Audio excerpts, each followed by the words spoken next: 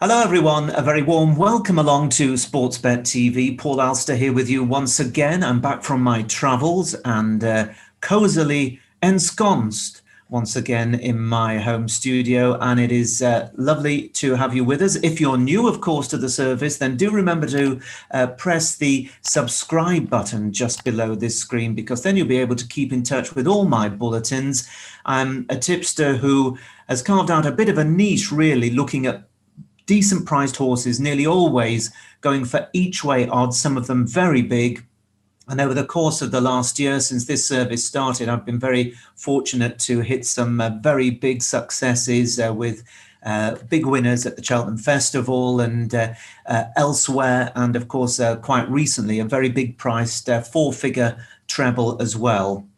So let's hope we get a bit more of the same. As I say, I was away last week in Italy. I came up with 3 selections there, which I thought would go pretty well. But as is often the case when you're tipping big prices, they didn't quite outrun their odds. They disappointed. And I think we'll just have to draw a line under those 3. That is the chance you take when you're going with the bigger priced runners. I think we'll have better luck this weekend with the 4 selections. And I've got to say one thing, that looking at the meetings over the last 24 hours, very surprising to see quite a lot of small fields. You know, the ground is not bad. It's decent ground most places, maybe a bit of good to firm, a bit of good to soft. There's excellent prize money, and yet so many of these races have seen small fields which make each way punting almost impossible. So I've had to be quite selective with where I'm going here. And even in Ireland, where normally you get masses of runners, quite a few fairly small fields for some of their races, even at the Curragh. And of course, the Irish Oaks has cut up to 8 runners. We've got a red hot favourite there, 2 to 7, Snowfall, who will almost certainly win, bar something untoward. I'm afraid the Irish Oaks this year doesn't look a great race, with the exception of that one horse. So I've selected the 4 races, and the first of them is at Newbury, and the Berkshire track. The 150 race is the 1.25 mile race, the Bet365 Stakes, better known as the Steventon Stakes, which is a listed contest. Now here we have 10 runners, which is good, so each way betting not a problem. And this really is a hot race. You've got Real World in this race, the horse of Saeed bin Saroz, who absolutely ran away with the Royal Hunt Cup. You may remember him over on the far side, which many people thought might be the unfavoured side. He absolutely bolted clear, won by 4 or 5 lengths under Marco Gianni, and he won there off 94. Now, he's been raised to stone, so his official rating now is 108. Is he going to be allowed to run away from them as easily this time? And of course, there's 2 furlongs further to go. Now, Solid Stone, trained by Sir Michael Stoute, also ran very well at Royal Ascot. He was 3rd in the listed Wolferton Stakes. That was over 1.25 miles, and he's actually rated a £5 superior horse to Real World, but he does have to concede a little bit of weight. We've got Move in Time for Roger Varian, whose horses have been going well. He was a pretty fair 5th in the Group 3 Hampton Court Stakes at Royal Ascot, but he's rated 102, £11 behind Solid Stone, and even on the terms, he does look to have a bit to find. Now, an old favourite of mine here is Stormy Atlantic. Ed Walker trains this one. Ed, of course, fresh from his success in the July Cup with Starman, his first Group 1 in Britain. That was a wonderful performance. And the Stormy Atlantic won a listed race at Goodwood last time out on soft ground in May. He beat Desert Encounter. Probably wasn't the strongest of races, and he'd ideally prefer, I think, a little bit of juice in the ground, which I don't think he's going to get if, as it appears, the weather is set fair and it could actually quicken up with temperatures expected up to even 30 degrees in the Newbury area. Now, Blue Cup for David Manusia did really well at Epsom just a month or 2 back, and he was only a 3/4 length behind Solid Stone in that event at Royal Ascot, keeping on. He could outrun his odds. But my choice here in the Steventon Stakes, the 150 at Newbury, is D-Rab, who's trained by John and Thazy Gosden and is the mount of Martin Harley. Now, he's a 3-year-old, so he's taken on some of the older horses, and he's only had the 4 runs, so he's probably the least exposed horse in the field. Now, he just had the 1 run as a 2-year-old, and what a great effort it was. He was second to La Barossa on his debut at Ascot over 7 furlongs in a maiden last September. And of course, the winner went on to win a Group 3 his following start as a 2-year-old. And then La Barossa was second in the Craven Stakes earlier this season, and a very creditable 6th as well in the Irish 2,000 guineas behind our man Max Sweeney, who provided the third leg of that amazing treble for us that day. So D-Rab's debut performance, his only run as a 2-year-old, stands up to very close inspection. Now, as a 3-year-old, he was beaten favourite on his debut as a 3-year-old in a mile maiden at Newbury. But just look at what beat him. He was beaten 1 3/4 lengths into second place by Snow Lantern. And she's gone on, of course, to win the Group 1 Falmouth Stakes at Newmarket last week. So that is absolutely superb form.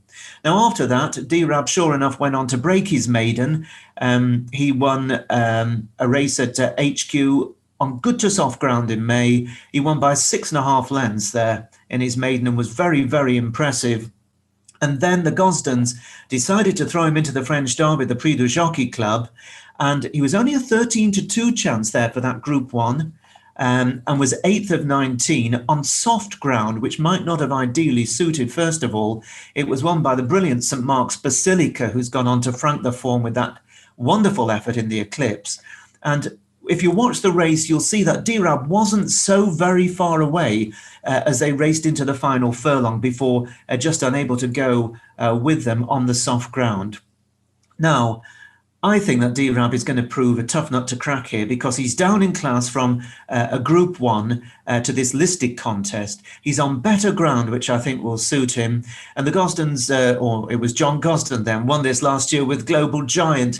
Now, early betting puts him in as a general 9-2 shot, and I think you can afford to bet him each way. It's just about a bet to nothing, and that's with most firms. So at the time of this recording, D-Rab, Friday lunchtime, 9-2 each way at Newbury in the 150 on Saturday. I'll be really surprised, one, if he doesn't finish in the frame, very shocked, and I really do think he's going to go very close to winning this. Now, shortly after that, we cross to Newmarket. And of course, we're still on the July course, and there's a 6 furlong handicap there. The going is good to firm. So those horses that like a bit of hoof rattling should be in their element. 11 runners. It's 0-80 for 3-year-olds and upwards.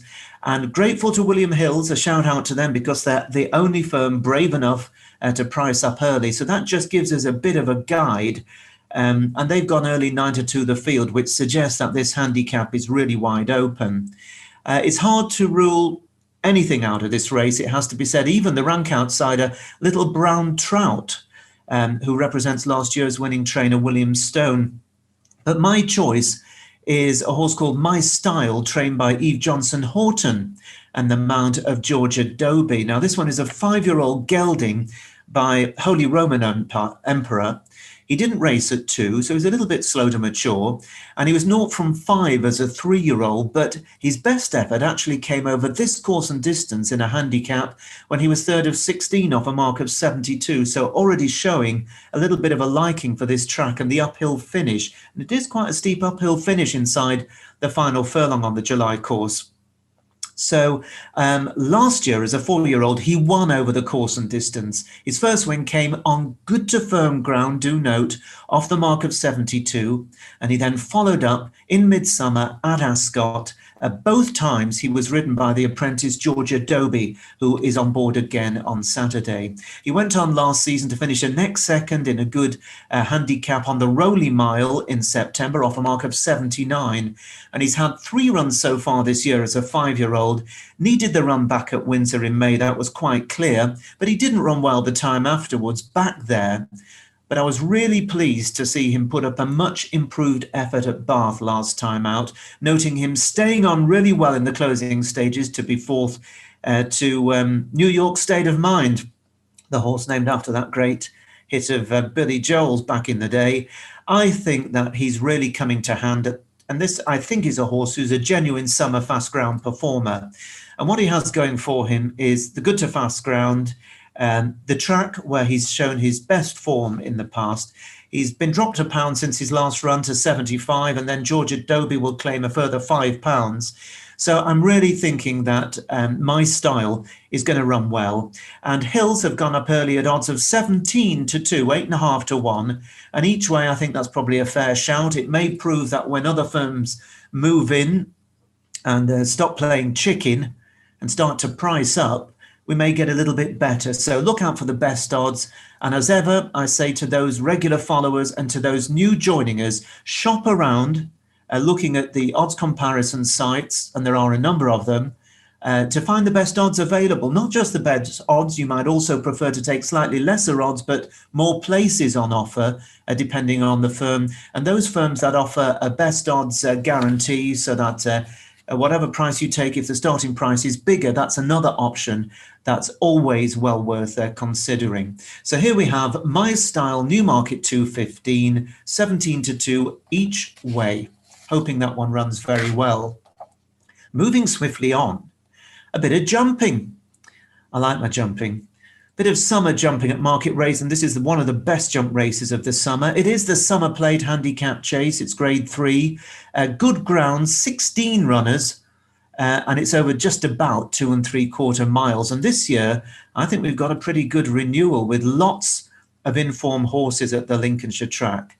Now, Amy Murphy, she won this last year with Really Super, who popped up at 25 to 1.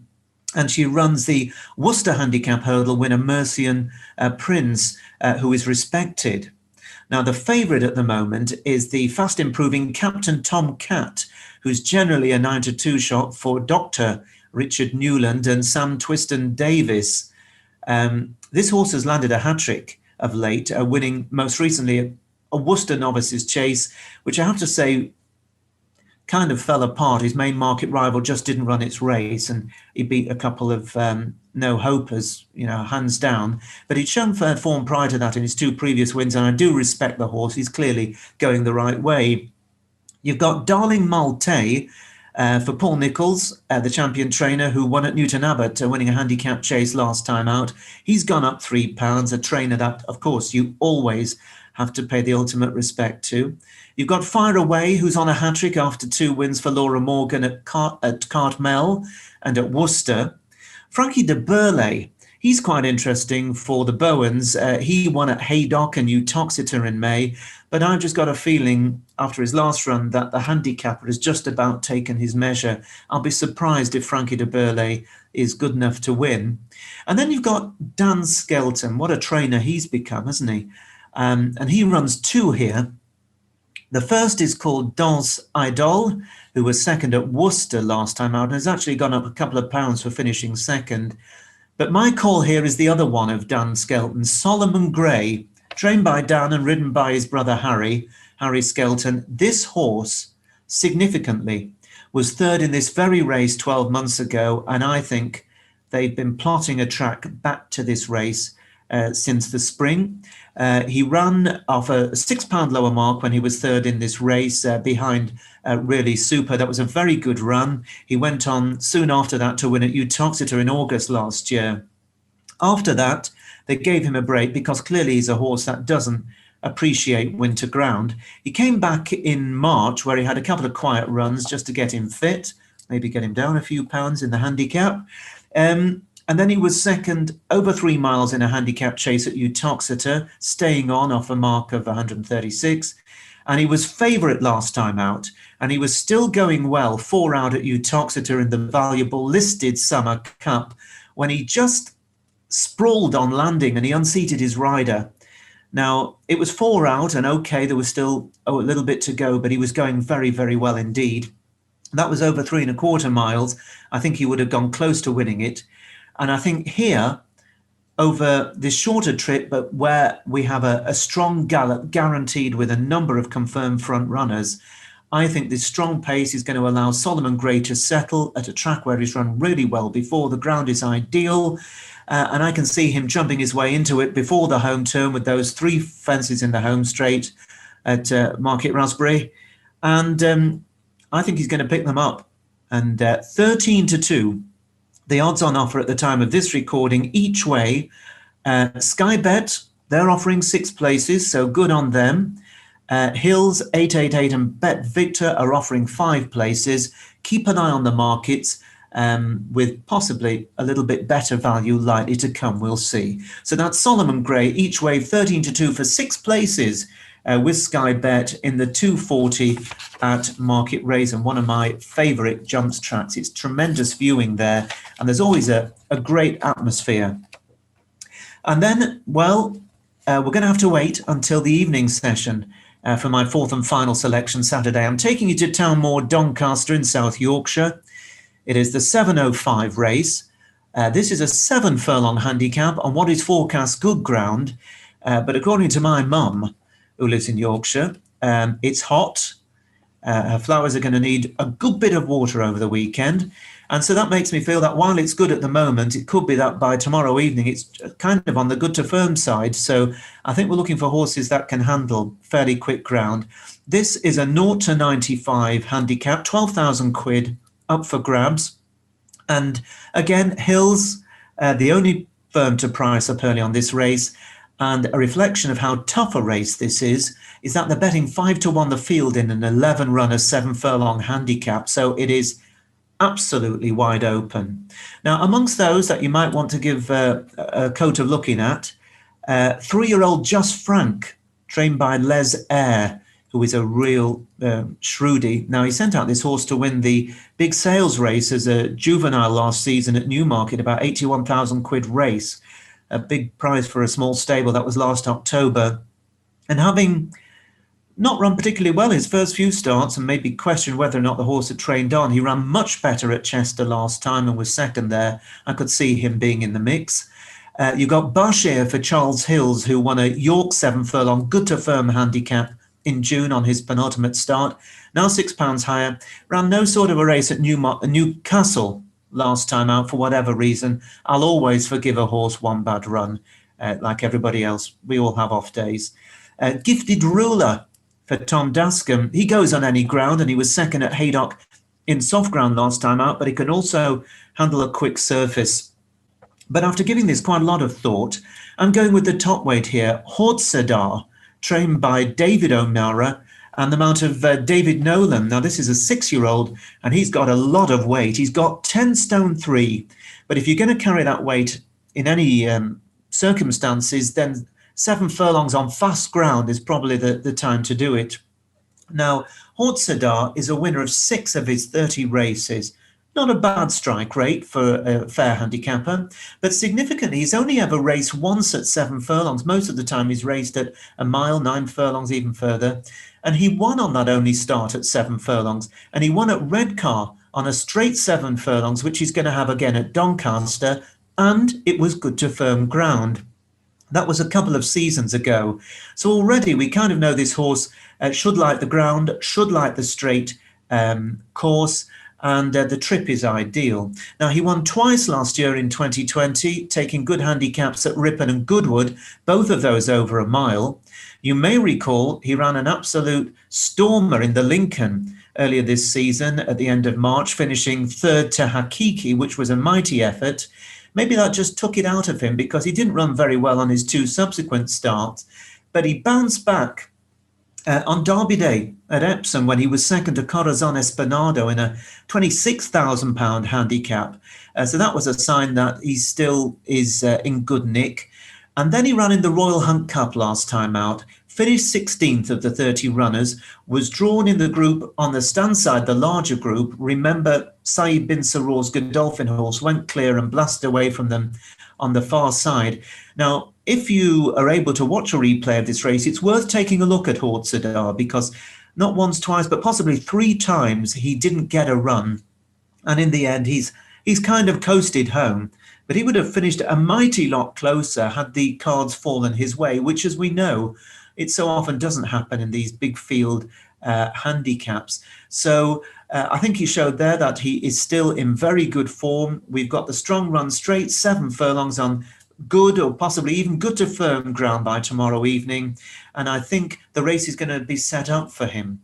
And if you're wondering or worrying even that the drop back to 7 furlongs, having been campaigned over a mile and further, might catch him out, well, I think that the balancing factor here is the fact that we've got a number of confirmed front runners and they're going to go a pretty good lick. The likes of Thunder in Niagara, Teston and Just Frank, who I mentioned earlier. There are others as well who like to race prominently. That should allow David Nolan to settle Hortzadar and then hopefully pick them off from about a furlong and a half out. So that's what I'll be looking for him to do. And he's actually the biggest price of all the horses I'm tipping on Friday, 9-1 each way on the only early prices with Hills. I could easily see him being 10-1 or bigger, because I think a lot of people will be put off by the 10 stone 3, but they can carry the weight on decent ground if they're good enough. So Hortzadar, my fourth and final selection for Saturday. As ever, I say to you, consider these. You can discard them and tell me I'm barking up the wrong tree. You can pick 1 or 2 out. You can put 3 in or 4 in a Yankee or a lucky 15 or whatever. But whatever you do, I hope that you have a successful Saturday. Enjoy the late arriving of British summer. Hopefully it will have a winner or 2 along the way. And I'll be back next weekend, of course, with more tips and some more very good racing to look forward to. But for now, from me, Paul Alster, it's goodbye. Look forward to you back at Sportsbet TV next time. Bye-bye for now.